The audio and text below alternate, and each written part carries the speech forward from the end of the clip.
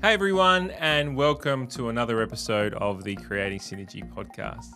Today we've got a truly fascinating guest with us, a man who needs little introduction to anyone who's lived in or near South Australia over the past decade. He's been a leader in politics and in business, a reformer, a problem solver, and a beacon of resilience and hope during challenging times.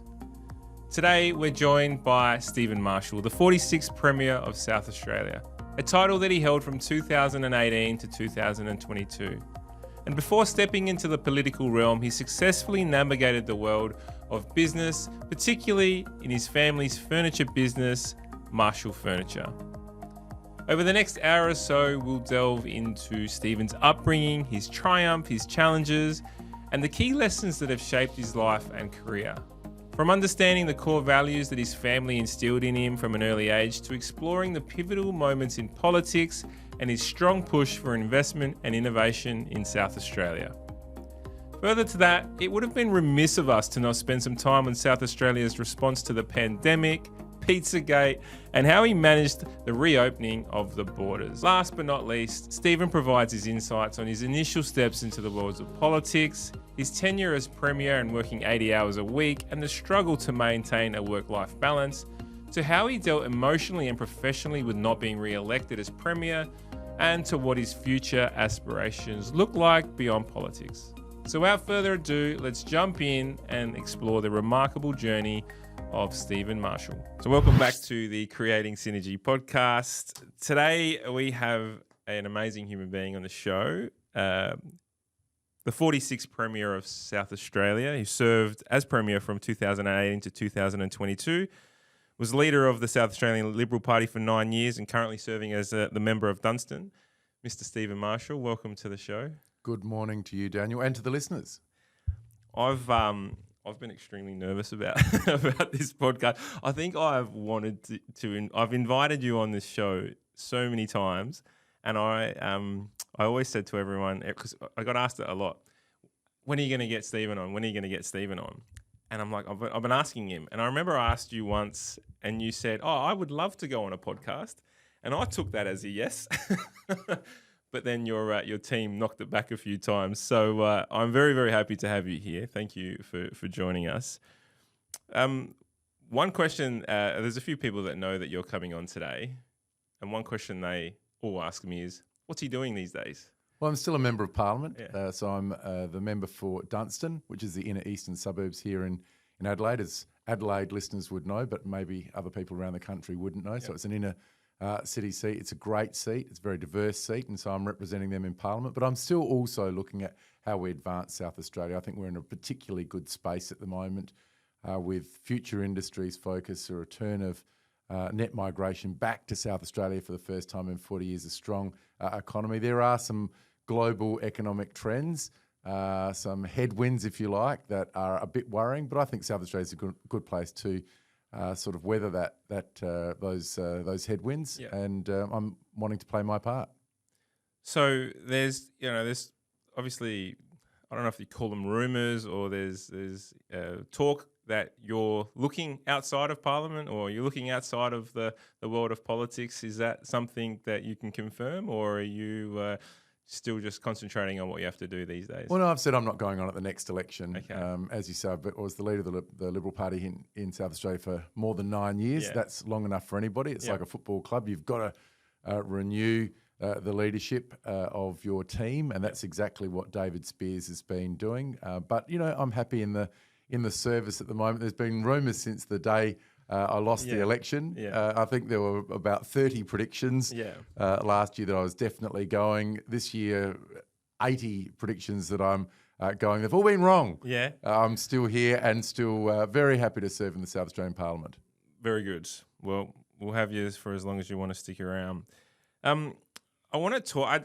The podcast that we have, the Creating Synergy podcast, it's a leadership and business podcast. So it's not a political podcast. I'm not going to ask you 1,000 different political questions because A, I'm not that smart, and B, I'm really interested in the human behind Stephen Marshall as opposed to the politician. So that's kind of where we're going to go today with the questions. So in saying that, to understand the person that's sitting in front of me, what do we need to know about your earliest context? What do we need to know about Stephen Marshall growing up? Who was the kid? Just pretty normal kid growing up in the western suburbs in South Australia. Mum and dad, two younger sisters, went to the local primary school, rode my bike there, went off to Emmanuel College for my secondary school, did university here in South Australia, although I also did an MBA overseas, and I worked in our family business. So that's basically my background. Dad was in the manufacturing sector. I love that sector. With Marshall Furniture, is that? That's right. And I really love that sector. I think it was a great employer in Australia, the furniture manufacturing sector. And I learned a lot there, about constraints, about stock management, about motivating people, about strategic planning. I think I cut my teeth, if you like, on, in terms of business and strategy, and ultimately strategy for the state, working in the manufacturing sector. Fabulous. Now, you glossed over your childhood really quickly there. Give us something. Give me something. What was one of your most cherished memories? Like, what was a lesson that you learned that's held you in good stead through your career? Was there something that you look back on and smile? Yeah, well, certainly I had a very happy childhood. I think we're all a product of our parents. Yeah. My father was a very hardworking, high integrity doer character. Who was focused on improving his lot and the lot of his family. Mm-hmm. He said routinely that we live in the best country in the world because it doesn't matter where you're born, mm-hmm. You can achieve whatever you like. You just have to apply yourself. And so that was my father, and my mother was a very positive person, a very generous person, lovely personality, very caring. Mm-hmm. And so I grew up in that environment. I absolutely loved it. And as I said, two younger sisters. Mum and Dad really wanted us to get involved in the local community, so mm-hmm. we were signed up to every single thing. Like what, for example? Oh, Cub Scouts, local swimming, surf life saving, the local sailing club. Like literally, if they could, little athletics, if they could get us out of the house, interacting with everybody else, that's exactly what they did. They certainly weren't helicopter parents, which is, I think, a sort of modern day term. They were more of we want our kids to experience everything that exists out there, and so they would just, as I said, routinely sign us up and send us out, and it was a very fun childhood. Yeah, were you any good at the sports and stuff and the scouts? I enjoyed it. Yeah. First semaphore scouts and the Semaphore Surf Life Saving Club, the Largs Bay Sailing Club. I learned a lot sailing. I mean, a lot about strategy, a lot about teamwork. Yeah. When I think about some of the harrowing situations that I was sort of in as a 12-year-old out at sea in pretty rough conditions, you really have to learn how to survive in those conditions. I really loved it. It was a great childhood. Dad always every year made us sand back the boats, back to the bare timber, repaint the hull, revarnish the deck and the cockpit. He liked us to learn practical skills. Yeah. And he really loved us just to be involved in everything we possibly could. You mentioned your old man a couple of times. Did he have a huge impact on your life? Still does. He still does? Still does. Yeah. Is he the type of man that you wanted to be when you grow up, or how did he impact you? Obviously, the discipline, his thought process obviously held you in good stead. Sanding back the boats and repainting them and teaching you some discipline sounds like something that was front and center of his way of bringing you up. Yeah, look, I think he's a case study for Australian success. He grew up in a loving family, but a particularly poor family. Mm-hmm. His father was a wharfie. His mother cleaned the school at the Largs Bay School. Yeah. He went off to Lefevre Tech. Yeah. In those days, very few people went through to leaving honours and university, but he said his goal very early that he wanted to work for a multinational company. This was a big thing in the 60s, to work for a multinational company, and it wasn't easy to get a job working for a multinational company. So he went to Mobil Oil and said, well, how would I get a job here? And they said, well, you need to get a degree or a first-class engineer's certificate. He said, well, I'm not going to get a degree, so I'm going to get a first-class engineer's certificate. Then he went to the shipping lines and said, well, how do I get a first-class engineer's certificate? Well, they said, well, you've got to have an apprenticeship. Mm-hmm. And so in those days, apprenticeships were 5 years. So he went and worked at Holden down at Woodville, did his 5-year apprenticeship. The day he finished, he went to sea. The day he got his first-class engineer's certificate, He left the shipping line and he started at Mobil, and he always was focused on his goals, and I think that was I think we all and he taught all of us children to be focused on goals, and his 7 grandchildren, and I see that that has really been a shift. He didn't like people just drifting through life, but really to focus on where do you want to be and how you're going to get there.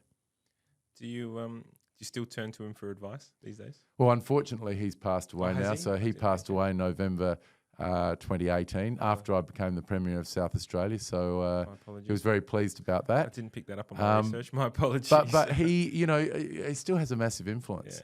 Anybody in cabinet will tell you at least half a dozen of my father's stories or sayings, because he, as you rightly point out, has had a massive influence. I think everybody's parents has a massive influence. Let's hope that it's a good influence, but it's always massive. And I think if we're clever, we can take those good traits from each of our parents, good traits from our mother, good traits from our father.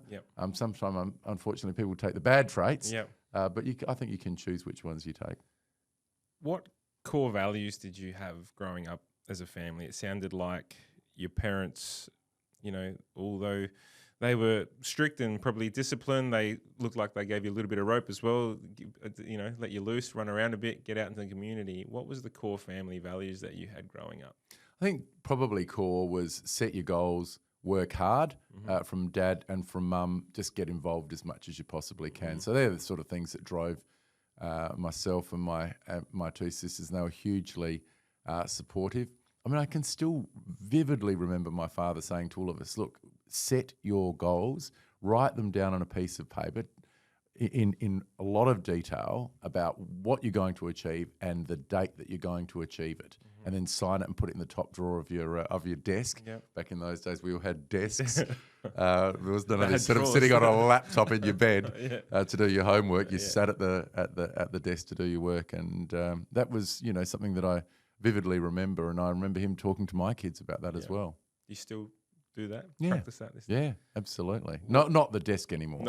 Not the top drawer of the desk. It's a note. It's a note. Do you think that writing in your phone is the same as writing it down on a piece of paper? I'm still a letter writer. I would probably shoot off 20 or 30 handwritten notes every week. I think it's the most valuable thing. To people that I've come in contact with. So I think it's still a nice way of communicating. And it's a point of differentiation. We all get bombarded with data and text messages and messages on social media. Apologies to anybody that I haven't replied to, but there's just too many. But I do like the written form. Yeah, I agree. I think it helps solidify in your brain when you do write. I mean, I read a lot, and I find the best way for me to retain the knowledge as I'm reading is to actually write. I've got this electronic notepad, would you believe? But that looks very neat. It is remarkable. It's a great little thing. I should put a plug on it for it. But the writing it down, I think, really helps me. So writing goals down. What were some of those early goals? Do you remember anything that you wrote down in your early childhood before you went to uni? That was a long time ago. I mean, I was born in '68, so we're talking about goal setting since the 1970s. But I remember I wanted to play for Australia in cricket, and that was a goal for me. Was there anything that you? I'm only laughing because my son wrote down that he wanted to be an international soccer star, and I apparently once sort of said, "Look, I don't think that's going to happen." And when people asked Charlie in front of me once, what do you want to do, Charlie? He said, "Well, I wanted to be an international soccer star, but my father destroyed my dreams." He's got a nice sense of humour, but he has actually achieved a lot of his goals through writing them down. And I think that's the thing. If you set your goals. You've got a much better chance of achieving, a life where you have a sense of achievement. You've done well in deflecting. Give me one goal that you had as a child. I honestly can't remember. Look, there would have been all the, pass matric, all of those sort of goals back in the day. But I certainly I can't remember the details of those. So did you go overseas to study for your university degree? And what sort of prompted that decision? No, I did my undergraduate degree here at the Institute of Technology, which is now the University of South Australia, the campus on North Terrace up near Lot 14. And that was great.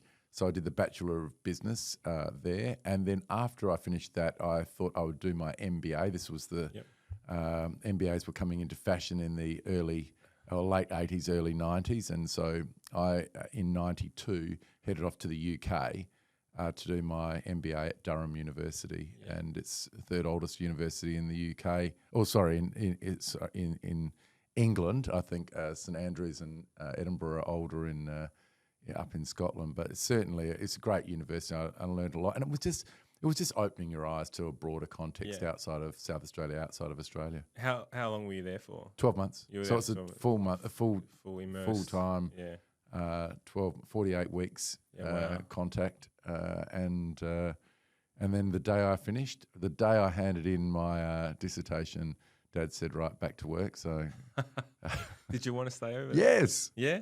I said, look, Dad, everybody else is going to stay around for the graduation. And I said, what are you talking about? Just get back to work. Yeah. You know? Don't waste time. Which was good. I'd been away for a year. It was good to come back. So then the business, Marshall Furniture. Yep. I heard and have been told that it was actually a very successful business. It was something that you guys built up to very successful monetary wise, all the above. Why? Tell me about that. Tell me about your journey and why you love doing that. The business started in South Australia, I think in the 1930s. It was called Tubular Steel Industries. Then it became Namco Industries. And then it was bought out by a firm, a company out of Melbourne called McIlwraith Davey. Dad bought it, the South Australian operations of Namco Industries, I think about in the early 1980s. And we sold in about 2001, I think. So Dad retired in 97. I took over from Dad in 97. So I was still in my 20s, had a couple of hundred employees. I really enjoyed it. As I said, I learned a huge amount. But I think that manufacturing was globalising at that point. So there were major structural changes between retailers, manufacturers, and we just saw the opportunity to sell the business to a global player and then get into sort of more diversified investments as a family. Yeah. So from 2001 you sold that? Was that correct? Yeah, so 2001 we sold Marshall Furniture. So when you think about it, it's like more than 20 years ago. Yeah, it is. Yeah. And you entered politics 10 years later. What did you do in between? So I had to work for the people that we sold to. So I worked for them handcuff. for a couple of years. And then I was just on a range of South Australian boards and also some executive positions. And I really enjoyed that as well. I love the diversity. But in about 2008, I think I was pre-selected for the what was then a sort of a reasonably safe Labor seat in Nord, as it was called then. And it was held by Vinnie Ciccarello, before her, Greg Crafter. I mean, this was essentially Don Dunstan's seat, so historically a Labor seat. And then I won that seat in March 2010. So that was the journey. That's where it all started. So what inspired you to pursue this career in politics? Obviously, growing up, you did a lot of community stuff. You got out there and gave back. But why did you think this was your next career? Yeah, I sort of formed the opinion in the early to mid 2000s that South Australia wasn't fulfilling its full ambition. We sort of tended to rank towards the bottom of all of those national indices. The backwater state and all that sort of stuff. And we had this massive net migration out of South Australia. We seemed to be focused predominantly on industry in the rear vision mirror, including the auto sector, which was a very tough sector. And I think we developed a bit of a narrative of a whinging state, complaining about Canberra, complaining about the eastern seaboard, rather than making our own future. And so I used to sort of complain to a lot of my friends about the state of South Australia, and eventually, as all good friends do, they said, could you shut up or do something about it? So I joined the Liberal Party, and I put my name forward for the pre-selection for the Liberal Party for the seat of Nord, and then, as I said, won that seat, and then just sort of set about that task of what I could contribute to a turnaround, shifting the dial in South Australia. What lessons did you learn in that early early part of your political career. I think, moving from the world to business into politics is, we always come up against politics in business, but this is a different kettle of fish. What was some of those early things that surprised you as you joined the party? Well, look, they are very different. Yeah.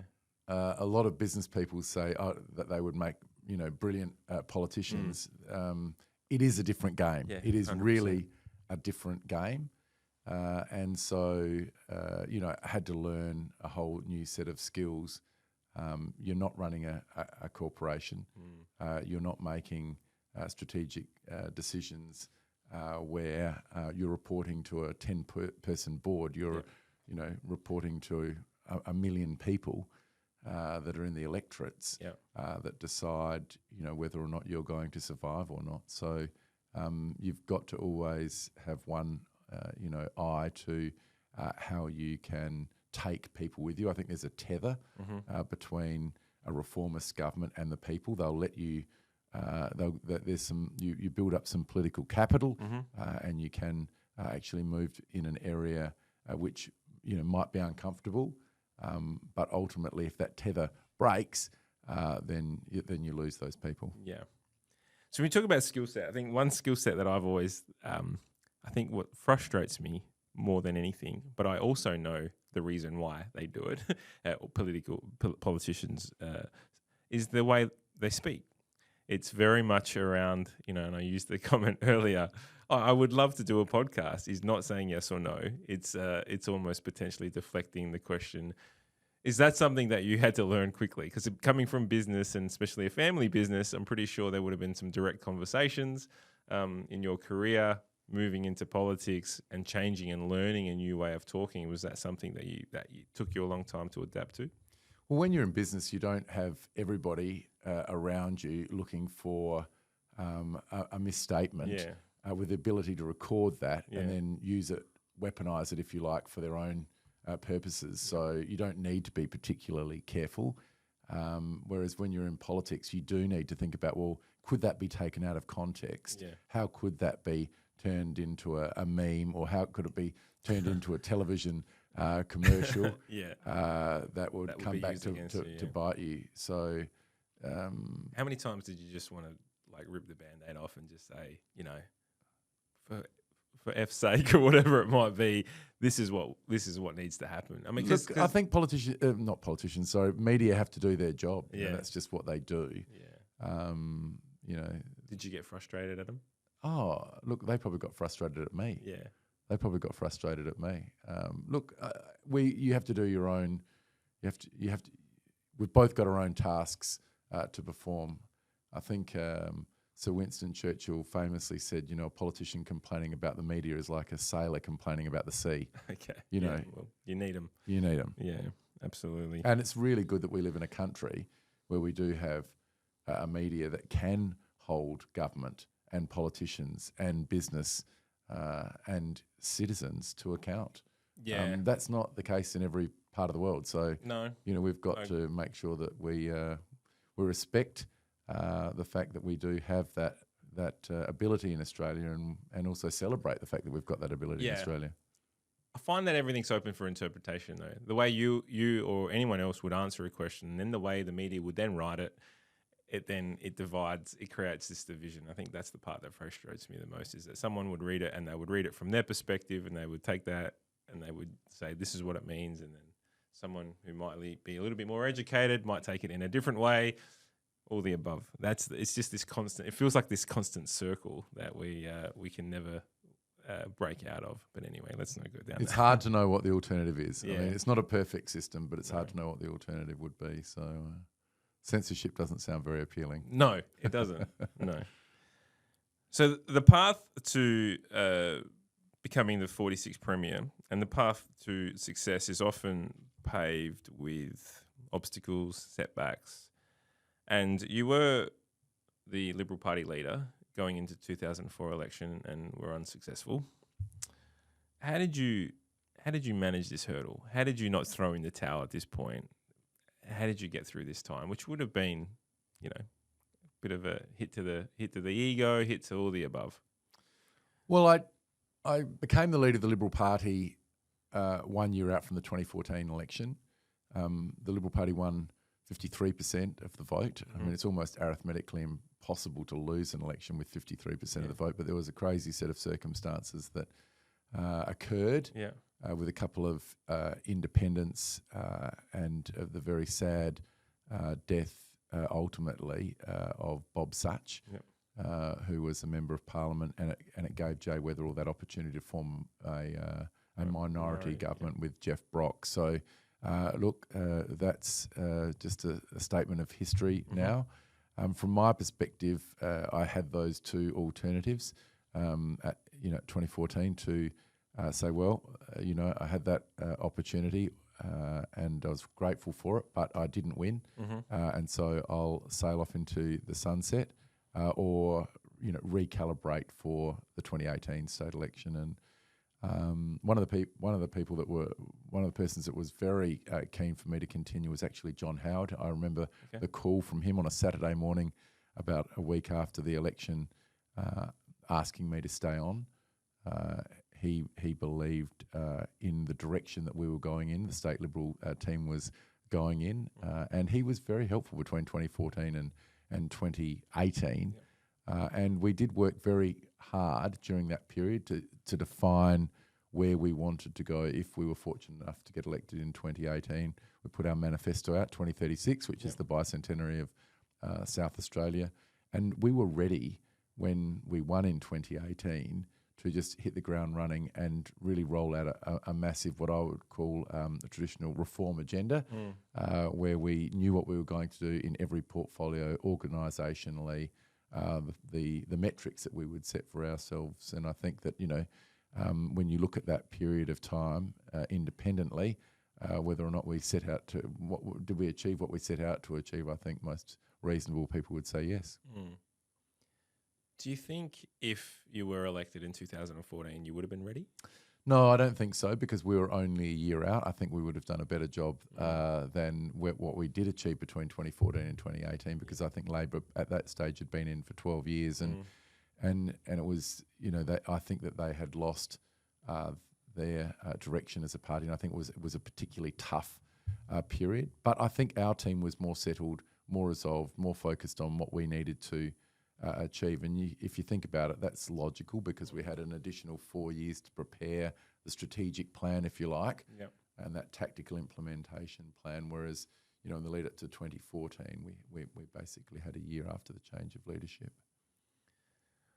For those who might not know the political system well, me being probably one of those people, help me understand your role as a leader. I know you're leader of the Liberal Party, but when we talk about, if we were to apply leadership to business, it's about leading people, creating vision, setting strategy, all the above. Is it like for like? Is it a different type of leadership role, or is it similar to the business world where it's about, recruiting the right team, setting visions, attracting talent, working with community? I understand all that's there, but is it like for like or slightly different? Well, it depends on the business. Yeah. So large businesses have board and an executive team, and then other people that would do the work. In a political party, it's pretty small. So you have 20 or 25 people, hopefully more, that are elected under your banner, and somebody has to be the leader in that group. So we do that with an election, which I won in January 2013. And I think what I'm talking about from leadership point of view is, how do you hold these people accountable? Are you doing that? Is that your role? Accountability across the board and making sure that people are hitting their targets and all the above? Yeah. Well, there's a major difference between the two major parties. I mean, as Liberals, we believe in the rights of the individual, and so people can be divergent from the stated policies of the Liberal Party. Hopefully not all of them, otherwise why are they a Liberal? But people can choose, well, I don't agree with that, and so I'm going to go in a different direction on this particular issue. That's not the case in the Labor Party. The majority view is shared by everybody, otherwise they're not in the party, essentially. So it is more difficult to keep discipline in the Liberal Party. But what I did was to try to set very clear direction, ambition for the party, and then put KPIs in for everybody to work towards that. So we would measure, the number of times people were in the media, make that relative to their shadow, the number of times they would submit policy ideas, the number of times they'd submit questions, even right down to the number of times that they spoke in the South Australian Parliament. So we would set everybody goals, and then we would measure them against that, just as people would do in an organisation, and you'd give feedback. Even in my own cabinet, we had 360-degree feedback on each of the cabinet ministers, which I'm not sure really goes on much in the political world. No. But we would sit down regularly and give feedback to each other, and also areas that we could improve. It's a real. It's obviously a business focused thing. The 360 feedback was there, and not always some. How do I put this? Some people may not always accept the feedback. Did you feel that was the case with you and your team? I thought the methodology we used, which was a self-assessment, a peer assessment, and then my sort of assessment, I thought was a fair way of going, because somebody would say, "Look, I rate myself here as a 4 out of 5," and your peers think that you're a 2 out of 5. You could have that sort of. There's an area for it's improvement. It's more of a right? discussion, Correct, than anything else. And I think most people just like if it's handled well and if it's handled professionally, it's a positive. If it's handled poorly, it can be a terrible negative performance management. But in my situation, I think people valued getting feedback, on what they were doing. They do. So you go through the next 4 years, and 2018 comes up. Yep. Stephen Marshall is elected as the 46th Premier of South Australia. I can't even imagine the immense excitement, the anticipation, the sense of responsibility that you would have felt on that night when you got the news. Can you explain to us the concoction of emotions that were going through your body when you were told that you were going to be the next Premier of South Australia? Well, I was at home in Norwood. The phone rang at about 9 o'clock. It was Jay Weatherill. Yeah. I said, "Premier," and he said, "Premier," and he said, "You're going to really love this job. Congratulations." And he conceded. So, then he went off and did his speeches. Yeah. And of course, they'd been in for a long time. So he had quite a lengthy number of people to thank and go through after 16 years in government. Yep. So I didn't really get to make my speech till very late in the night. And I kept it pretty brief, really, but just thanking people that had, voted for us, that believed in us, and that we really wanted to sort of have a new dawn for South Australia, a restart.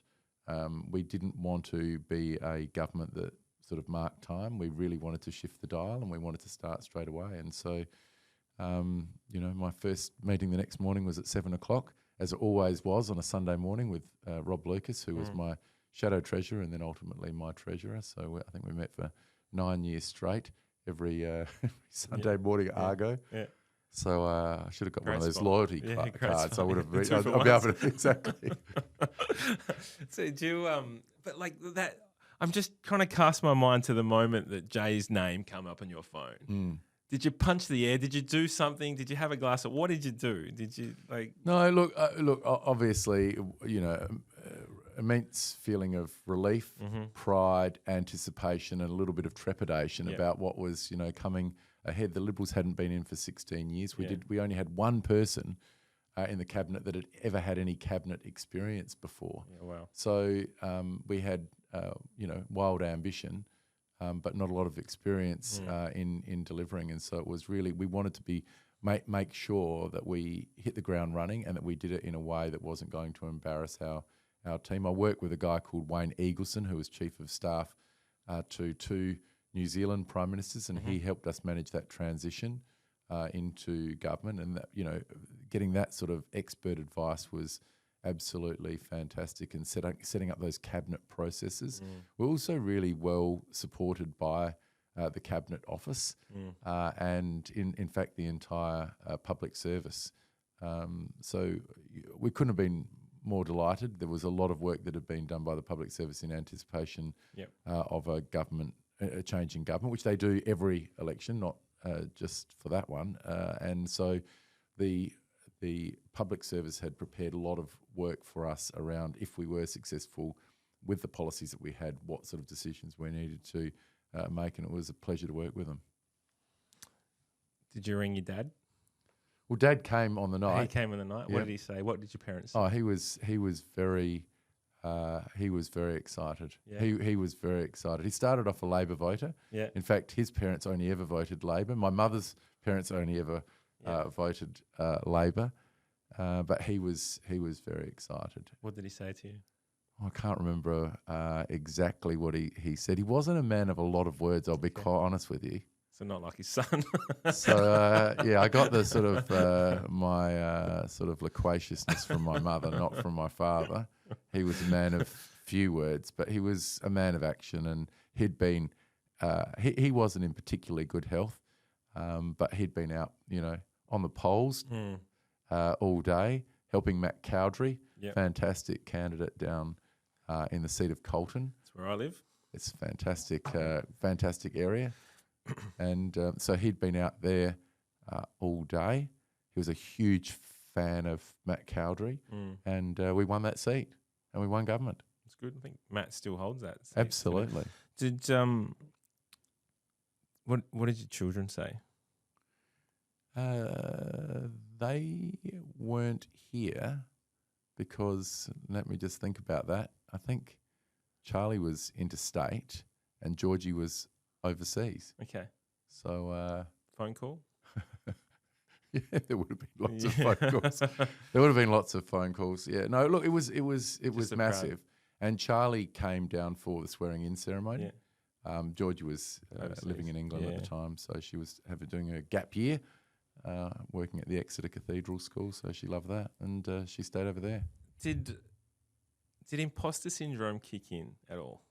Like, did you ever think, what the hell am I doing here? Like, how did this happen? How did I get here? Or were you so set on your goals that you were sure it was going to happen? No, I never really felt that. I mean, I really felt we had prepared as much as anybody could for government, and there were still some negotiations that week. So I swore myself into about 10 portfolios on the first day, and with Vicky Chapman, the Deputy Premier, and the Attorney General, and Rob Lucas as the Treasurer.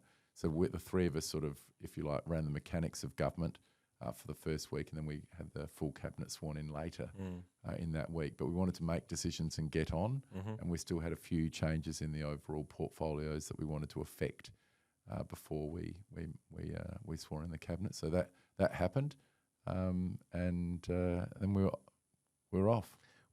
What happened in the first few? You obviously had to set everything up, but was there anything that, yeah, and I'm gonna go like full Hollywood here. You know, when you in the movies where what's the president? I lost the words. The president of the United States gets sworn in, and all of a sudden the confidentiality stuff comes and lands on the desk. Was there anything like that when you get sworn in? Do you learn stuff that you never would have had access to? Not day one, but of course you have to be sworn in by the governor. So Hugh Van Lay was the governor at the time, an excellent governor for South Australia, and it's an important ceremony. Yeah. And so you do swear an oath of allegiance. Yeah. But no, there's no keys to a magic box with the. Is there a 10-year rule on that? Is like after 10 years you can talk about it, or like what? Some of those interesting things, did they blow your mind? Did you sit there and go, holy hell, I did not ever think that could be, like, was there anything that sort of threw you off guard? I think if I look back at the early briefings, the one that really, shook me slightly was the degree to which our data was being attacked and the vulnerability of systems. Because if you think about it, we've seen in recent times with major attacks, on massive companies like Woolworths, and Optus that, we are particularly vulnerable. And I remember the first briefing on the number of attacks or threats to our data, and I thought we really need to massively improve the security in this area. But as big as the threat is, I also thought as a businessman that's an opportunity. Yeah. If we've got this problem, so has everybody. Yeah. And how can we turn that into something that creates jobs and opportunity, businesses, start up, scale up in South Australia around cyber? And that's one of the reasons why we established Lot 14 and the Cyber Collaboration Centre. It's there's two sides to problems. Absolutely. Well, it's a good segue because next question was going to be about that. So you ran a reformist government. In your short time, you ran a whole bunch of initiatives, economic growth, job creation, trade opportunities, infrastructure development, renewable energy, healthcare. But there was one thing that really stood out for me and that I love, and I know that a lot of people here in South Australia love, but it was fostering a state of innovation, fostering a state of entrepreneurship, which you saw the establishment of Lot 14, which is an innovation and cultural precinct in Adelaide, aiming at attracting global companies, startups, research institutions, you name it. So that was really exciting. Tell me your thoughts about how and why you set that up and what your ultimate vision was for South Australia.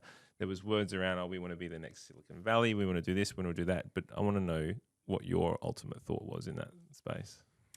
We've got to go back to what we inherited. We inherited a state that was just underperforming. So every time the population growth statistics came out, we were at the back of the peloton. Every time the economic growth statistics came out, we were just getting further and further away from the fast growth states. And we weren't going to change the direction of South Australia by doing the same thing slightly more efficiently. We needed to change the direction.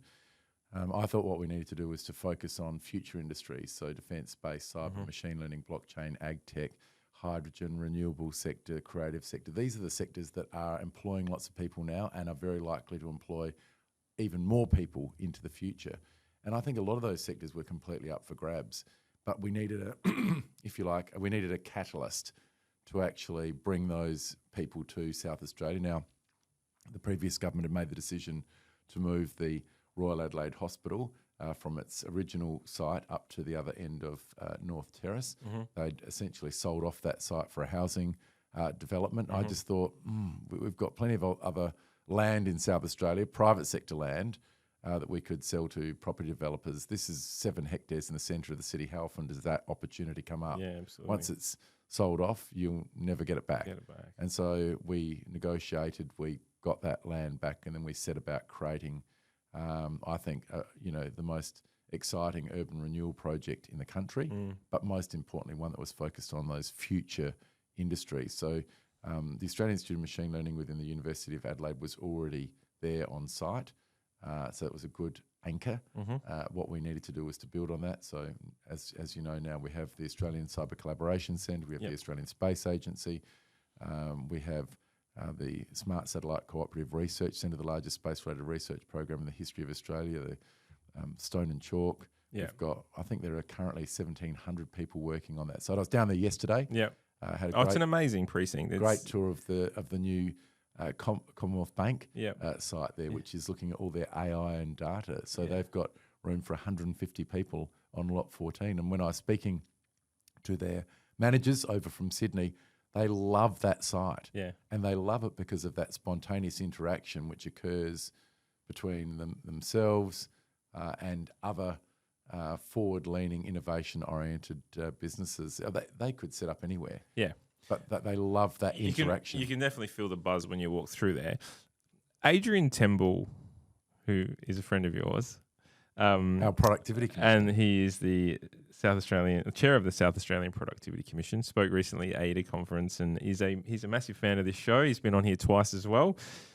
On this podcast, we've interviewed him A, as the CEO of Thomson Gear, and B, as the chair of the SA Productivity Commission. On the podcast where we chatted to him as the Productivity Commission, he questioned the return on investment of Lot 14. He says, I can't see the data, I can't see the statistics. And he questioned the way it was set up and asked the question, do we actually need it? I'd love for you to rebuttal that and have a response if you want to play some tennis with Adrian. here. Well, obviously he's a very successful lawyer and runs a massive national company.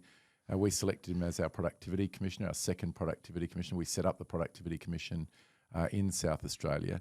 I mean, you've got to understand governments intervene best when there is market failure. Mm-hmm. There had been 40, 50 years of market failure in South Australia where we were not attracting the global companies. Yep. That is a fact. Mm-hmm. Since Lot 14, I mean, you look at that the top 50 tech companies in the world, Yep. and how many of them have actually now set up in South Australia, and they will all put it down to Lot 14 and the environment, the ecosystem that we have created. So I don't know what else brought them here. Well, are they coming here and setting up? They're not setting up head offices. They're setting up satellite offices. Look, you're never going to have Salesforce sell their property in San Francisco Correct. and move to Adelaide. Yeah, that's a statement. But they've of fact. got a bigger office in Sydney, don't they? Sure, but we didn't even have these companies in True. South Australia True. previously. And if you look at the size of some of these offices now, they are really Growing. getting larger and larger. And that's what's keeping young South Australians here. The other point is, we don't give them space on Lot 14 at no charge. We get full commercial return. Mm-hmm. So we will make, a profit out of Lot 14. We will get a commercial return out of Lot 14. How many government programs can you say that that's occurred? So it's not like when Amazon, the largest company in the world, moves to Adelaide, that they're being subsidised by the taxpayers. And this is the difference, again, between Labor and Liberal. Yeah. I mean, we heard under previous governments that, this company was coming here, and then we found out there was a massive subsidy to bring them here. Apart from the very first global firm that we negotiated to bring to South Australia, Accenture, one of the largest consulting firms in the world, apart from them, all the rest came without that government incentive paying per job, because we just didn't think that was a very good way to sell your state. Yeah. We're not very efficient, so we're going to pay you to come to South Australia.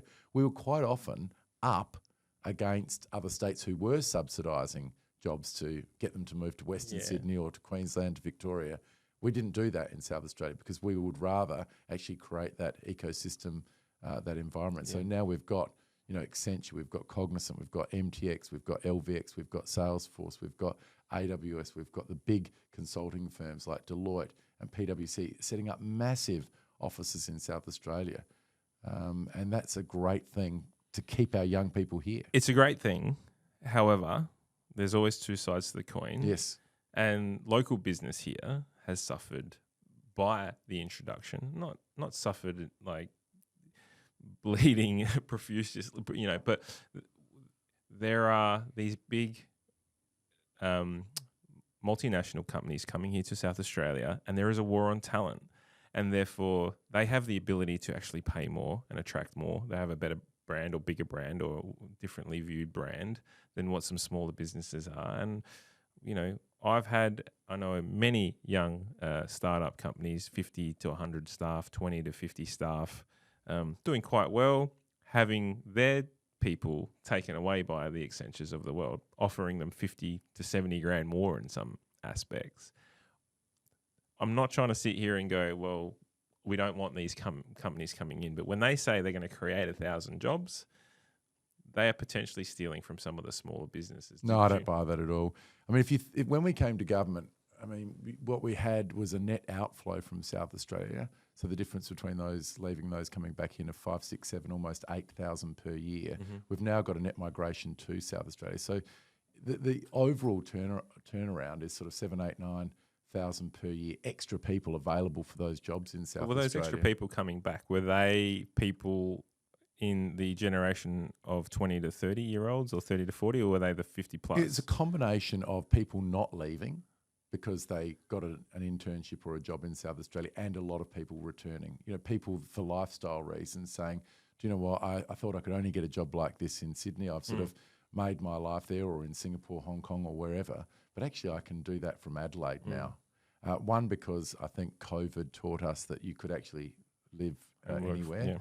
But also because I think that there are just, there are global companies here in South Australia. I mean, it wasn't that long ago that there were no top 10 listed companies very few top 100 listed companies, based in South Australia. But I think that not only do we have strong growth in the larger end of the spectrum, but we've got a lot of opportunities coming through, and that's good. There's going to be a war for talent everywhere. Yeah. If you don't want a war for talent, go somewhere where nobody wants to live, but you can become an attractor of talent, and I think that's what's happened. When you look at some of the consulting firms, I was speaking with one the other day, 25% of their employees have actually moved from interstate. Well, they were already working with the company, they've just moved from interstate. That's a great, I think, tick for the ecosystem that we have in South Australia, but also the enviable lifestyle. People feel that they can get a good healthcare system, they can get a good education system. It's a clean environment. It's focused on sustainability, where not every place in the country, every place in the world is. And I think people also just like that lifestyle around the creative sector that we have in South Australia, the arts and sport and just enjoying life, livability. It is a beautiful place to live. I am really interested in the culture that you created within your team and within the South Australian community. The company that I work for, SynergyIQ, I represent, is a company that focuses on large-scale and complex change. Change for business, change for community, and in a way to help grow, attract the right talent, create a meaningful journey along the road. I'm interested in understanding your thought processes as you were creating this change and you were trying to reform South Australia. Did you have a keen eye on creating the right culture and the conditions so this could be successful, and how did you play that out? I think being really clear about your strategy. So obviously in a state like South Australia, you have a large public service, and trying to shift the direction of that ship does take some time, but we were really well supported by senior management within the public service and also by the Commissioner for Public Sector Employment, Irma Ranieri. Irma. Yeah, she's great. She's been on the show. We simplified the reporting structure.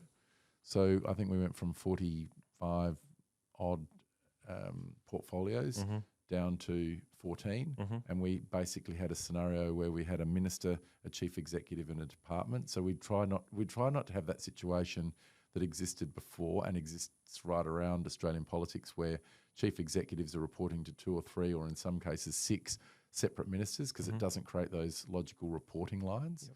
And so we went back to a reasonably old-fashioned structure. So we had a treasurer and an attorney general and an education minister and a health minister, and they didn't have 7 other portfolios. Yeah, so simplification was clear lines of reporting.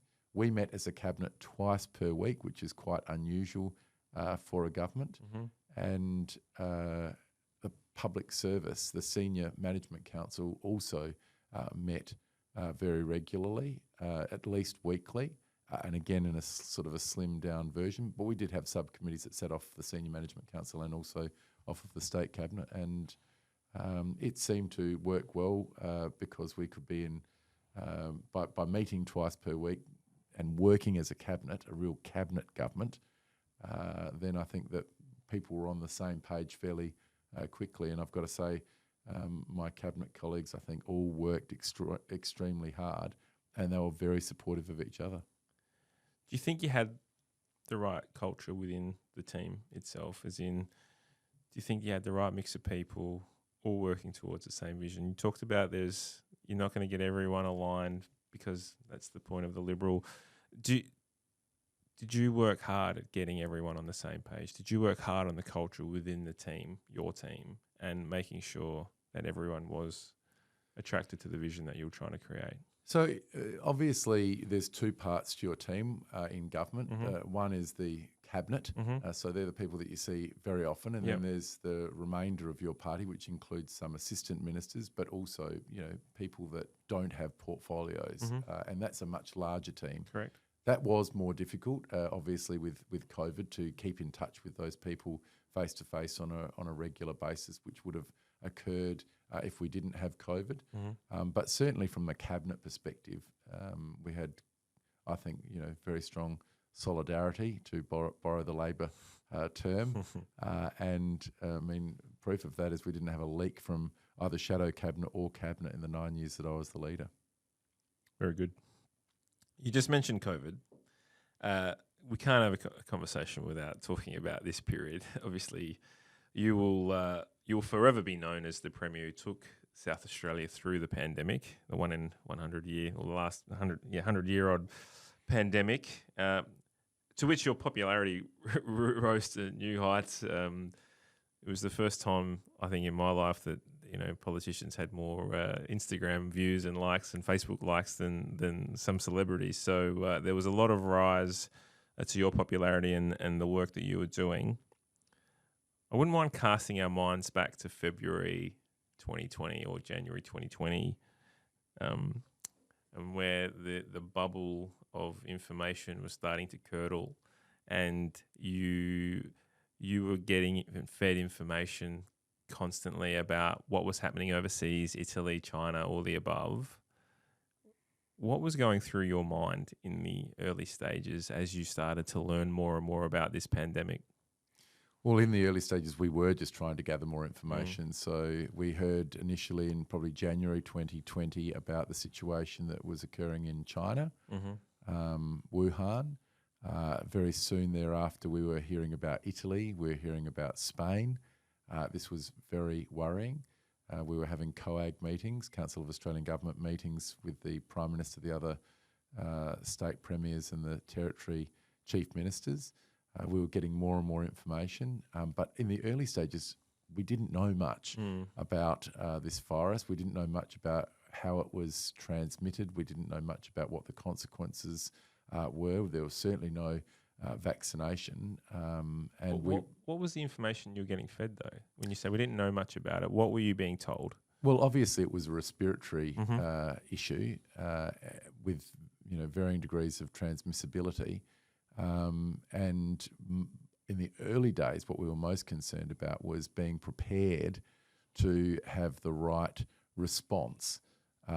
So what we wanted to do was to, if you like, push the front in Australia out as far into the future as possible, so that we could put all of the right human resources and physical resources and medical responses in place for when it eventually came to Australia. And so one of the things that we did as the National Cabinet was to put that international border control in place. And that really did create a situation where we weren't going to have the scenes that we saw in New York, with mass graves being dug overnight, people's bodies being stored in mobile refrigerated vans.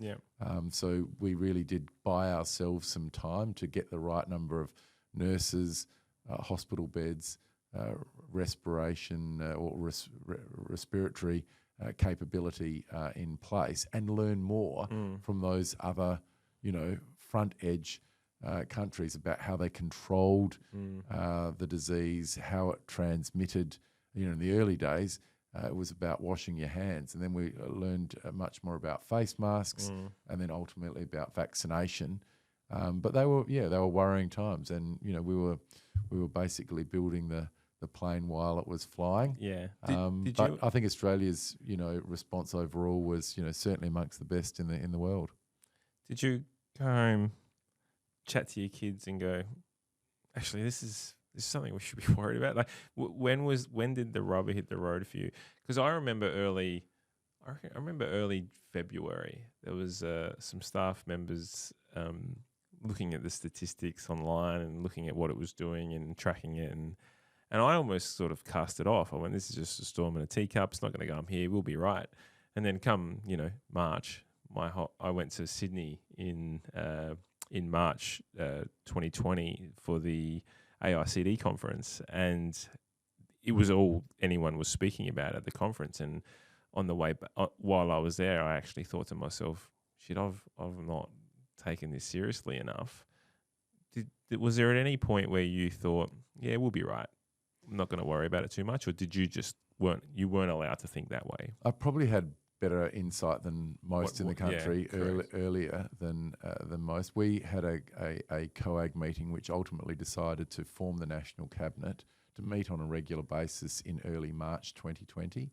And that was really an interesting day because we had the Chief Medical Officer coming in the morning to address COAG saying, look, we think that we're going to have to put some controls in place in terms of density and trying to reduce proximity of people coming into contact with each other to slow the disease at some point in the future. Yep. And he came in the afternoon and he said, we're probably going to have to do that in the next few days. Yeah, wow. And so it was in the morning it was sort of some weeks down, or when we get to a certain tipping point, and then in the afternoon it had changed. So more information was coming in to the Chief Medical Officer, Brendan Murphy, and into the AHPPC, the Australian Health Principles Protection Committee. So it was a worrying time, but I also always felt that Australia would have a good response. We weren't burying our head in the sand. We wanted to protect our population. This infuriated a lot of people with the closing of international borders, but ultimately that just saved countless numbers of lives. And when we had closed borders and we saw what was happening in the rest of the world, I think most reasonable Australians sort of thought to themselves, well, that was a good precautionary measure. Now we've got to work out the way to get out of this situation. We can't keep our borders closed forever. Yeah. But as a precautionary principle, that was what had to happen at that point in time, and Scott Morrison made that decision. It felt, though, we started off with the messages, let's slow the curve, and then it turned to let's eradicate this thing. Why did that transition happen? Well, I think because we learnt more about, we saw those death rates overseas, and we had the opportunity to essentially remove the curve in places like South Australia and Tasmania and West Australia, not so much in Sydney and Melbourne. So if you think about it, Sydney and Melbourne, I mean, I think Melbourne had the longest lockdown in the history of anywhere. Yeah. There's a bit of post-traumatic stress going on over in Melbourne at the moment. Don't say that. My son's going to move to Melbourne soon. So. No, well, those who went through the COVID experience. So, there were countless unnecessary deaths that we saw on the television screen from overseas. And look, as Australians, if we can prevent that, then we wanted to do that. And that was the decision of the National Cabinet. But having said that, each state operated independently of each other in terms of our own state borders. And we knew that in South Australia we would do best in terms of our economy, education of our children, our overall long-term mental health, if we could keep it out for as long as possible, and that's the stance that we took. You were thrusted into the media every day, like every day. There was yourself, Nicholas Spurrier, and Police Commissioner Grant Stevens. It got to the point where I think, as a South Australian, seeing you three on the TV started giving me anxiety. It was and I appreciate more than anyone that clear, constant communication is something that was needed throughout. And so I think you guys handled it very, very well, being on the TV every single day, communicating. But the negative impact that it had on me was the numbers, hearing what was going to happen, hearing how things were going to shut down. It was like, it affected me personally, and I know it affected a number of people who I speak to. How did you manage, being in the media every single day, and how did you also manage knowing that it was having an adverse effect on multiple different things other than the sickness? So there was people that who were being locked down or shut down or confined to a space in an unsafe environment. We saw a rise in mental health cases, all the above. How did you, as a leadership team and as the Premier of South Australia, manage that talk within yourselves? So from day one, when the Emergency Management Council met, Dr. Chris McGowan, who was the head of SA Health at the time, said, look, there are three things that we've got to do. One is we've got to push this off into the future as far as possible. Number two, is that we need to build up our resources in South Australia. Number 3 is that we need to have clear and constant communication with the people of South Australia. We wanted to have an evidence-based, science-based response. We weren't telling anybody to drink bleach or other sort of remedies that political leaders around the world sort of had suggested might work. So we wanted to provide that information every day. Some people found that helpful. There would be people that didn't find it helpful. But when you're asking people to, change the way that they live, the way that they work, the way that they interact, you've got to give them a reason to do it. And so we thought that the daily press conference, which we tried to keep reasonably short, but of course media is what it is, and they've got 1,000 million questions that they wanted answered, and so we just submitted ourselves to that every day. In terms of decisions, look, you're never going to find a set of decisions during a global pandemic which is going to advantage everybody. So we had to sort of satisfy ourselves with, look, what is in the best interests of South Australia as a whole. And I just say, look, in terms of how we performed relative to just about anywhere else in the world, I would take our results in South Australia. By and large, people were allowed to move around. They were allowed to go to work. There were crippling density issues in some businesses, and the CBD particularly was affected.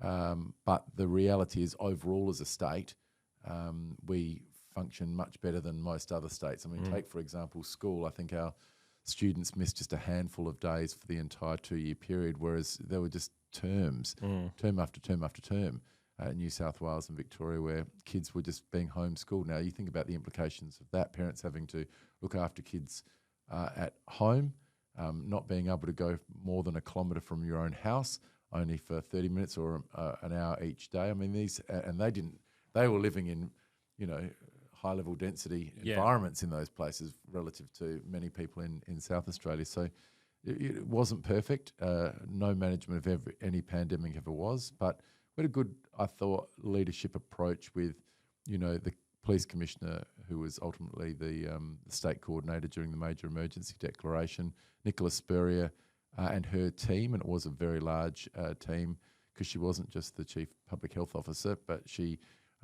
coordinated a lot of response within the department. People like Tom Dodd, who was the clinical lead at SA Pathology, incredible responses.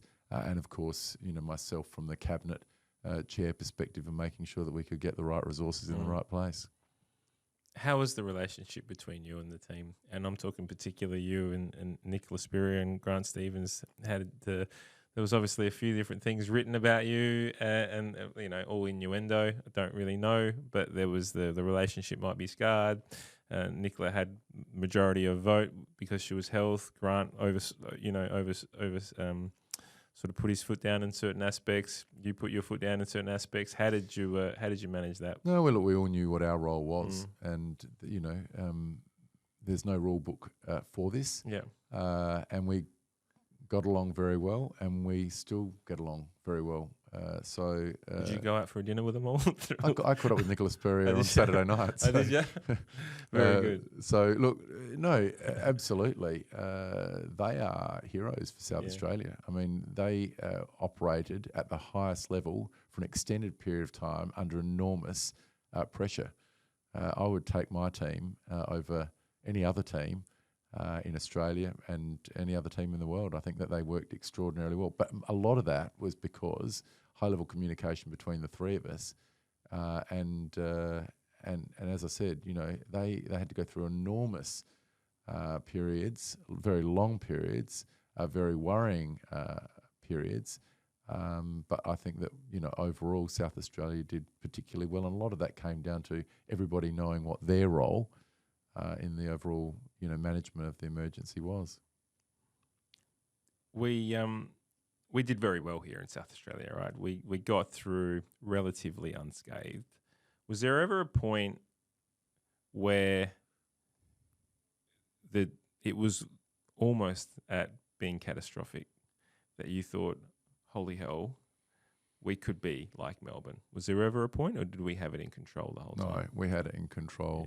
When we saw the situation deteriorate interstate, we closed our state border with Victoria. That was decisive. It had to be done. It annoyed a lot of people and it inconvenienced a lot of people, particularly living on the border. Yeah. But again, that inconvenience compared to statewide shutdown you've got to weigh up all of these various options. But no, I never once thought that we would end up in a situation like Victoria or New South Wales. What about with Pizzagate? Well, there's a classic example. Yeah. I mean, we took that precautionary response. We said to people, look, with the information that we've got available at the moment, we're going to have to, we've got to get in touch with and trace this number of people. When we found out that it wasn't actually just a purchase of a pizza, the guy was working right alongside the guy, well, then it massively reduced the number of people that we had to trace. And, we reduced that, instantly. Now, the media can portray it the way that they like, but we had, an evidence-based response to the initial threat. And then once it had scaled down, we changed our position. What actually happened there? The guy, did someone lie about working at the...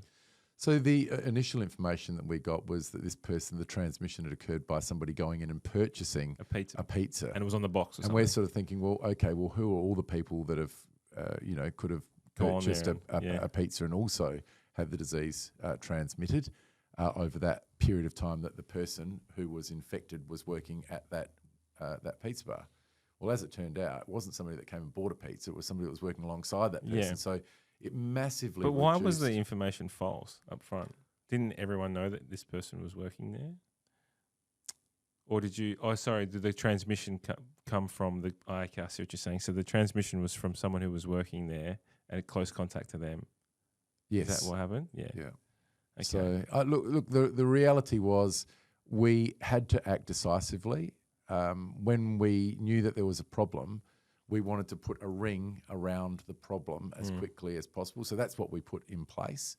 When we found out that ring didn't need to be as large and we could do the contact tracing much faster because there were far fewer people. We weren't looking for 40,000 people anymore. Yeah. We were looking for 800 people or whatever it was. I can't remember the numbers anymore. That work was done. And then we could get people to go back around their duties. And look, people in South Australia, by and large, were very, very cooperative. It's easy to create. Really well. It's easy to create memes, but the reality was, people in South Australia did do the right thing. When we said to them, "Look, we would really like you to isolate yourself for, 7 days or 14 days because you've come into contact with somebody," they did it because they knew that if they didn't do it, the whole state would end up like New South Wales or Victoria, or ultimately Queensland or Canberra. And we were the first state to open up. When we got 80% of the population 16 and over double vaccinated, we were the first state. We moved before Queensland, we moved before Tasmania. There was no point. I mean, we obviously moved after New South Wales, Victoria. They were already open because they had nothing to lose. So we took that cautious approach, but ultimately when you look back at that period of time, do you think we maximised the number of people that were employed, our exports, our investment into South Australia, and kept the economy moving at the same time. Do you think that came back to bite you in the bum? Over the Christmas period, opening up too early? Well, of course, Omicron came. Yeah. But we'd opened up before Omicron was even, reported to the World Health Organization. So you can't have a crystal ball. No. And you couldn't. I mean, we made a commitment to the people of South Australia that once we got to that vaccination level, we would open up. So we couldn't have predicted that, a week later, Omicron would be discovered internationally. So it was what it was. Again, there's no rule book. You play the cards you dealt. It's a brutal game. So in 2022, the state election, you were not re-elected by the people of South Australia, which would have been a very challenging and emotional experience for you. How were you feeling in 2022 when the results came through? Well, I think, it wasn't like we didn't think that there would be a change in government. Obviously, the opposition had campaigned very heavily. Omicron was in a very bad timing window for us over that Christmas, New Year period, weeks out from the state election. So it wasn't completely unexpected. And look, this is what occurs. It's a brutal game, politics. And so we have changes of government, and I think that in South Australia we managed the transition to an alternate government, very professionally. So I think it's great that we live in a country where you can have a change of government, and it's not over bloodshed or armies going no in. doubt. You've got one government one day, you've got another government another day. It's a very political answer, Stephen. How did you feel? Obviously, we'd worked extraordinarily hard over that COVID period, and we felt that we had delivered strong reformist agenda, strong economy for South Australia. We had addressed a lot of issues which had been left idle for a long period of time, but ultimately people make their decision. They can make it on whatever they like to make it on, and so that was the decision that they made. But were you angry? Were you upset? Were you like, God, I'd put all my heart and soul into this for the past 4 years or past 9 years. I've said and achieved what we could, and we got thrown a curveball of the pandemic. Like, was there ever the screaming from the edge of the cliff going, why? Sometimes you're in the right place at the right time, and sometimes you're in the wrong place at the wrong time. Yeah. And look, if that election was held 6 months earlier, I think it would have been a very different situation on the polling that was published back then, but it wasn't. It was in March. And I just don't think you can ever look backwards. There's just no point whatsoever in saying if I had have done this differently, or if I had have done that differently, or if this didn't occur. You just then become bitter, you become the victim, and that's not who I am. So, you don't find me out there commenting on the new government's agenda. I wish them well. I hope that South Australia can continue to be successful. Very proud of the way that we did operate for 4 years. But ultimately, the best thing about Australia is that we do operate in a democracy. Everybody gets a vote. They can have their say. It's a very stoic response. It is what it is, and I really appreciate that. That the week after the election, or when you found out that you were no longer going to be the premier, what did you do? Well, just to be clear, when you go into the caretaker mode, you basically clear out your office. You pack up all of your. There's nothing. The new premier walks in, and same with Jay Weatherill. I mean, I walked in the very next day. Yeah, and government just continues. So it wasn't as if I had to go in and clean out my office or anything like that. Obviously, it was a time to just sort of catch my breath after a very exhausting period. 4 years. And then I went back into the role of the leader of the opposition for the next month or so until we had a ballot for the leadership. And so I just sort of set up the leader of the opposition's office again. Look, I just got on with it. Was there any introspection or reflection that you've had in the past 6 months since moving on that you've thought there's a silver lining to this?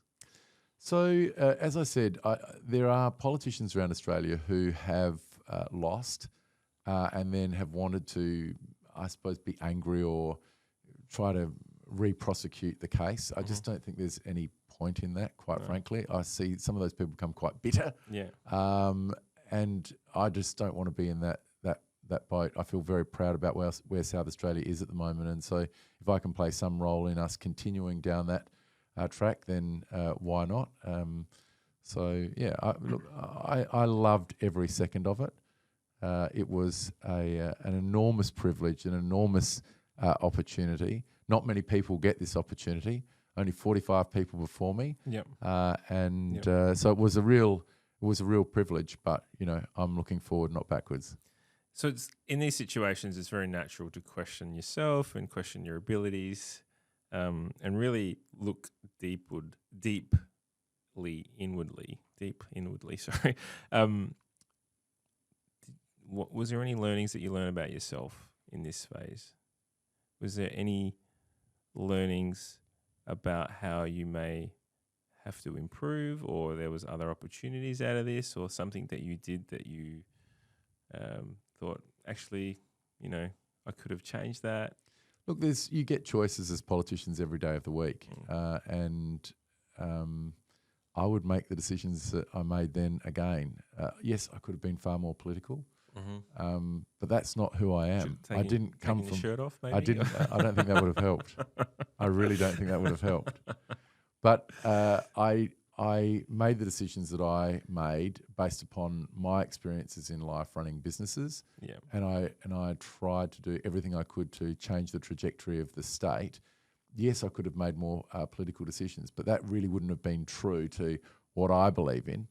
And so, I mean, I if I sat down, there are probably dozens of decisions that I could have made that would have been more politically palatable at the time. But would have that allowed South Australia to move to where it is now? I don't know, and we'll never know. And I'm not that really focused on that deep introspection. I don't know whether that's no, that's fine. I think me trying to avoid that deep introspection, but I just think things happen for a reason, and I'm, as I said, moving forward. I'm speaking purely as a civilian and part of the community when I ask this question. And I am speaking from a point of view of I'm someone who observes body language, and that's part of my role. And you seemed really tired at the end, leading up into election.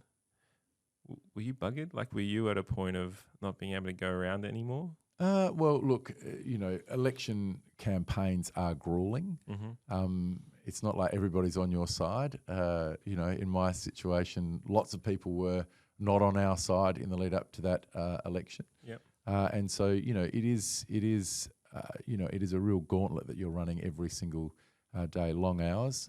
And not that I'm against long hours, but it's long hours and extreme pressure. And, by the time I got to that final day, definitely. And I think, my political opponent was probably exhausted as well. Same, So, it is an exhausting process.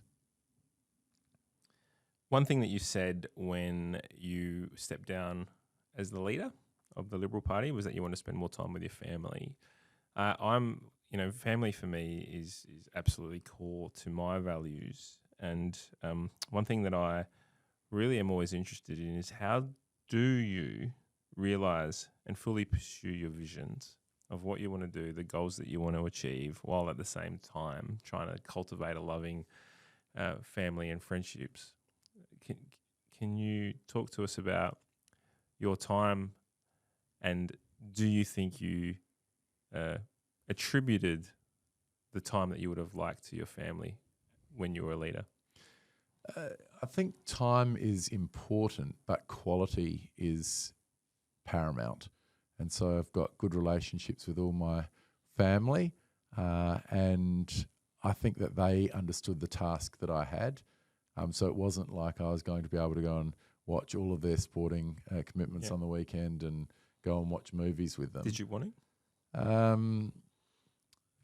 Yes, it would have been good, but also, I made the decision that I made to pursue a political career, knowing the implications of that, and it means that there are sacrifices that need to be made, and that's why you just need to pivot, moving away from, quantity to quality. And if you have to be mindful about what that pivot is, it can actually be a positive. Because I also make the point that when your kids get to 16, they're not wanting quantity anymore. Yeah, true. And so quality interactions, something. If we think we don't have a lot of time, so what the time that we do have, how we're going to use that, and you go through that process well, you can have some really good outcomes. So I'm a father of two girls. How old are they? 9 and 11. Yeah, well, they want your time all the time. But I want to be with them. Yeah. But I also want to grow a business and grow a podcast and grow myself, and so I struggle with trying to figure out what is the right balance of work and family life. And my default is family, sometimes to the detriment of what I could do from a business point of view. So then, with that in mind, I then almost swing the pendulum the other way and go full work mode. And I'm struggling with this balance. Did you maintain your balance well, or did you feel like it was just, did you communicate with your family and friends that, look, I am going heavy here and I will be during my time? Like, what was the communication methods and how did you manage those conversations? Yeah, I can't recall any specific conversations with the kids about the time. I mean, by this stage, both of my kids had left school. Yeah, so it was a bit different for you. As I said, once you get to a certain point, you'll realise this. When the kids are young, they're wanting to spend more time with you than you've got. As they get older, you're wanting to spend more time with your kids than they've got. Yeah, because they've got other interests in their life. So it's a precious time that you're in at the moment. But I think that I got the balance right. I've got good relationships with both my children, my whole family. So, of course they appreciate that you're not going to see them every 5 minutes, but I still manage to, visit my mother, I think pretty much every week of the whole time I was Premier. I think she'd probably not be happy at all if I didn't. So you got to, mind you, sometimes I'd go down there and I'd just have a sleep, but she was quite happy with that as well. That just made her feel better. So just being in the presence. You're a single man the whole time you were Premier. What does the future of love look like for you? Something you're going to try to pursue? Who knows? This could become a dating dating app. Yeah, do you know what's funny is that there is someone on this show. I'm not sure she would like me to use her name, but she was on Tinder and used the podcast as a link in her Tinder profile and says, if you want to learn more about me, have a listen to this podcast. So how did she go? Funny. Did she get? She's doing well. Right. Well, I'll keep that in mind. I'm single at the moment, so you never know. It might be a way of attracting somebody. Who knows? It's fabulous. Yeah. Well, no better way to get to know you.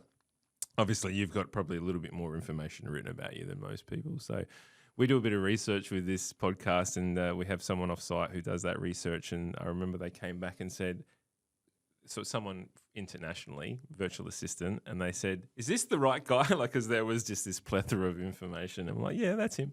So there's a lot written about you, and trying to sift through all those different articles is hard work, especially over 9 to 13 years. So look, we'll start wrapping up. You said you don't really like to look back, but I want to ask you this question. And you kind of already answered it, but I want you to try to answer it differently. Okay. If you would do it all again, if you could do it all again, would you do it differently? No. No? No. Look, you've got to be true to yourself.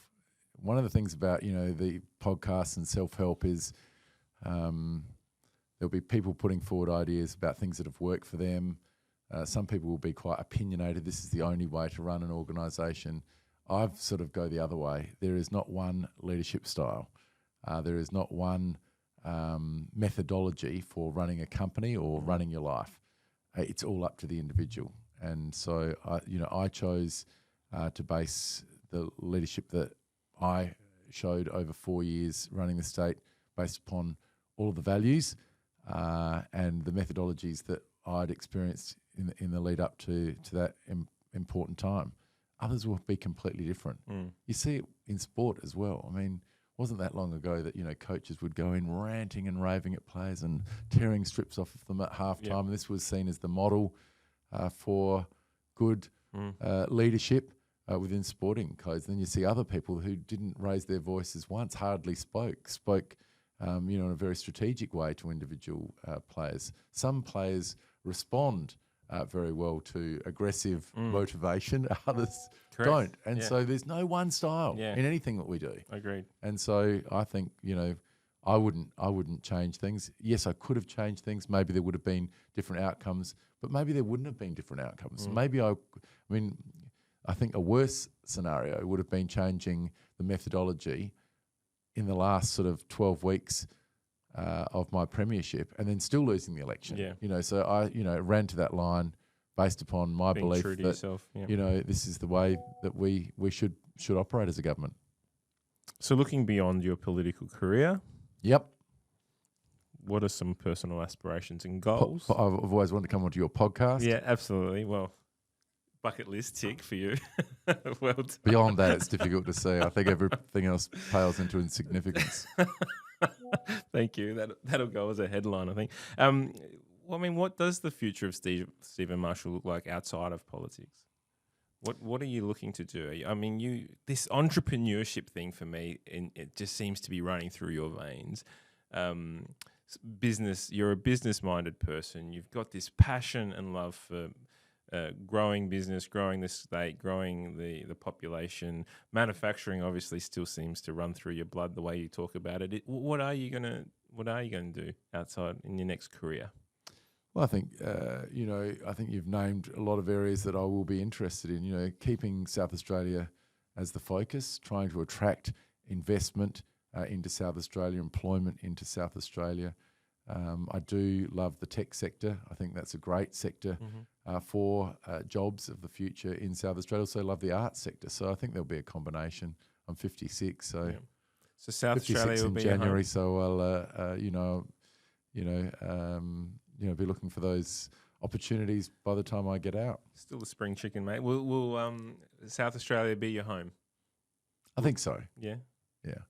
A lot of politicians, when they finish their service, move interstate or overseas. They just want a complete and utter break.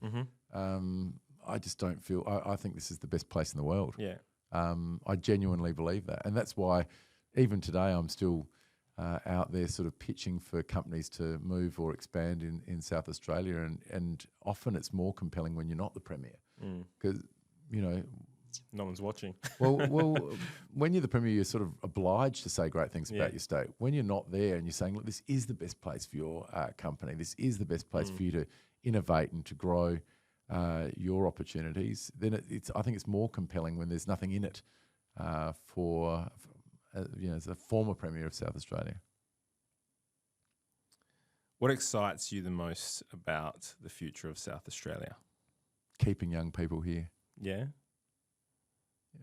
I mean, it wasn't that long ago that to be successful, for your parents or grandparents to be talking about you amongst their friends, they had to say, oh, look, my son or grandson's moved to, Singapore or Hong Kong or Silicon Valley or New York or even Sydney. That's not the case now. People can say, look, my son or daughter got this fantastic job, working for this global company right here, right in the centre of the city. My son, grandson, daughter, granddaughter are working on Lot 14, building satellites. Yeah. We're building satellites in the CBD. Yeah, it's amazing. And there's so many opportunities that I think that it's just hugely exciting, and not just to go and work for somebody, but to start a business. Yeah. And attract that capital. It wasn't that long ago to attract capital into areas like space or cyber or tech or AI. You needed to move to, at the very least, Sydney, Singapore, but probably Silicon Valley. But I mean, we're seeing companies now routinely close off funding rounds for 10, 20, 30, $50 million in Adelaide. That's pretty exciting. It is. Are you a little bit, does it grind your gears a little bit that your children have moved away? No, my daughter's here. Oh, she's here now? Yeah. Well, she moved away for a little bit. She did some study overseas. Okay. They both had their gap year overseas, and she did a placement overseas. Okay. My son moved interstate for university, but I'm hopeful that he's going to be back soon. Yeah, okay. But I don't think it's an easy environment for the kids of a premier to be looking for jobs, when their father's on television every single night. So I think it's actually it was, when Charlie sort of said that he thought he would pursue something interstate, I thought, well, that makes a lot of logical sense. Hope he comes back soon. Rightio, so let's jump into some quick fire questions as we round off the podcast. This is a little bit of fun at the end, but also, yes, one word answers. You can elaborate a little bit, but let's just jump right through them. We're all big readers here at SynergyIQ. What are you reading right now? Goodness gracious! You said answer quickly, but I can't remember the name of the book. But it's actually a political memoir, Malcolm Turnbull's political memoir. Yes. But I can't remember what it's called. Sorry, Malcolm. We'll put it in the post-it notes. We'll look it up. Personal development, personal growth is also something that's front and center of a lot of business leaders. Is there any book that you've read or anything that you've that stood out to you and about what strategy, personal growth, whatever it might be? Is there something that stood out to you from a learning perspective? There was a book with an orange cover which was called The Simple Art of Not Giving a Fuck, which my daughter Georgie bought for me for Christmas one year. Mark Manson, it's a ripping book. Not only did she give it to me as a Christmas present, she underlined sections. Oh, did she? And said, "You need to learn this." Was it the sort of a velvet glove slap that she was trying to do there for you? She's got a very good sense of humour. What's one lesson that's taking you the longest to learn? What's one lesson that's you keep saying rapid fire. These are the most difficult to answer of the lot. What are the lessons that I'm still learning? I think I substitute hard work a lot. Maybe I need to learn to work less than 80 hours a week. I don't know whether I will do that. But you hear the comments, work smarter, not harder, right? Yeah. Is there a way in which you can do that?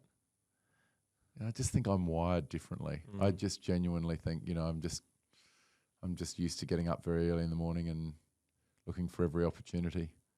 You are non-stop. Even in speaking to you leading up to this podcast, it's your calendar.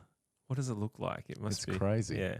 And people laugh when I say I'm still working an 85-hour week. They think I'm joking. Why? I don't know the answer to that question. I just am. Always worked.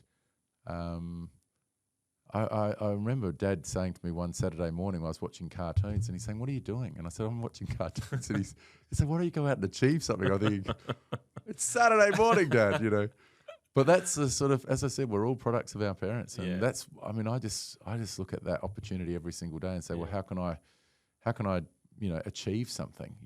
I'm not looking to put my feet up and drink the pina colada, reading the fantasy novel just yet. Yeah.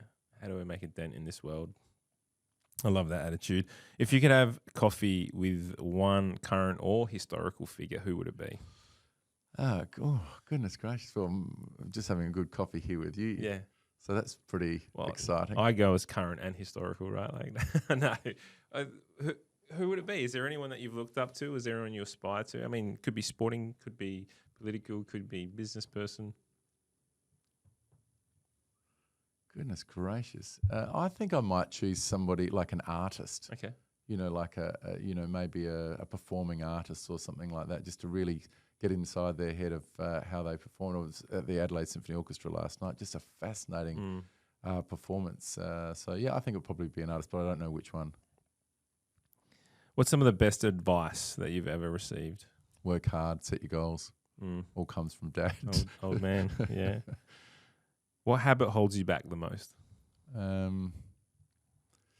As I said, I don't know whether it holds me back, but the abiding habit that I've got that I just don't think I can break is just long hours. The 80-hour work week. There's a book you should read by Tim Ferriss called The 4-Hour Work Week. Yeah, but what do you do for the rest of the time? Live your life. I enjoy working. Create experiences. I enjoy working. That's the thing, right? It is. I'm kind of the same mold. I actually do enjoy the hustle of it all. What's your biggest pet peeve? I'm not big on inefficiency. Okay. Or lack of courtesy. Yeah. So I think those things are a bit annoying. Yeah, I agree. They're very annoying. Not just a bit annoying, they're very annoying. Not letting people know is, I agree. If you could pay someone to do one of your chores, which chore would it be? Get rid of the leaves around the house at the moment. That's such a Norwood problem. It is. It's Norwood. What word do you absolutely hate? I don't really have a word that I hate. I hate seeing the word "got" in my quotes in the paper because I don't think I use the word, but every time I look at I apparently use it all the time. Like "got"? I've got 32 things rather than I have. Okay. I think my teachers wouldn't have been too happy with me using that so much, but apparently I do. And Good. apparently I pronounce the word another incorrectly. Another. Yeah. And it's, yeah. How do you say it again? Another. Well, that's a bit weird. Yeah, well, I can't hear myself saying it. I had to think about it then. But I used to get journalists saying, that's not even a word. You're just making that up. You just said another. Another. But that's how... It's another. Yeah. That's what people point out to me. But I don't hear myself saying it until they said, you did it again. You can listen to it. You did it again, they say. Listen back to the podcast and then you... What's the first thing you would do if you became invisible? Oh, God. I don't know. Don't know. Go sit in a Labor Party meeting? Or? Oh, no. No interest in that whatsoever.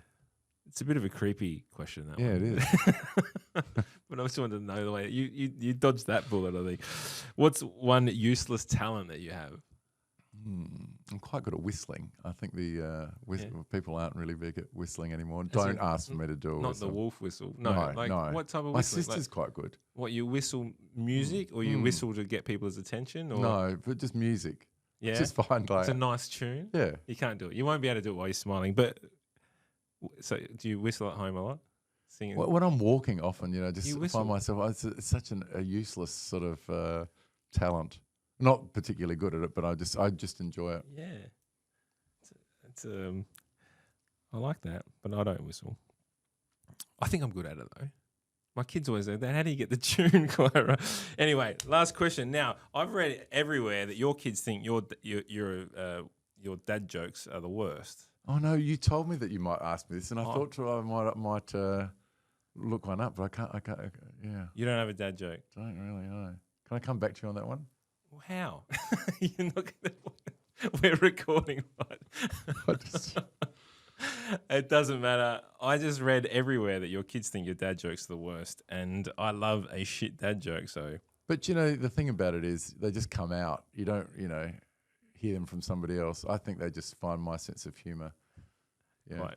Quite bland, or Georgie often says like 3 times a day, "Dad, can you hear yourself?" Because I'll be prattling on about something. Whistling on about something. Beautiful. Thank you so much for your time today, Stephen. It's been an absolute pleasure having you on the show. I speak on behalf of people in South Australia. Thank you for all that you did while you were Premier and Liberal leader and everything that you have done for the state and, slightly edging us into the direction in which we can grow as a state. And it is a really exciting time for South Australia to be growing and attracting world-class talent and world-class businesses. And it's a testament to the work that you and the team did in your time as the party of choice. So thank you again. Thank you for everything. Thank you for your time. And we're really looking forward to seeing what the future holds for you. It's a pleasure. Thanks, everyone. Take care. We'll catch you next time. Thanks for listening to the podcast all. You can check out the show notes if there was anything of interest to you and find out more about us at SynergyIQ.com.au. I am going to ask, though, if you did like the podcast, it would absolutely mean the world to me if you could subscribe, rate, and review. And if you didn't like it, that's all right too. There's no need to do anything. Take care, guys. All the best.